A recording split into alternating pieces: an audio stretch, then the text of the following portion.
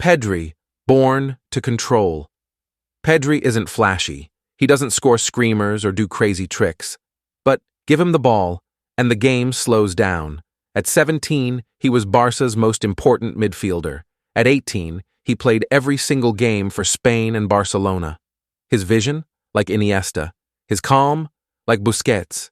He sees passes others don't, and he's always 2 steps ahead. Injuries tried to slow him, but every time he comes back, sharper. Pedri isn't loud, but he runs the show.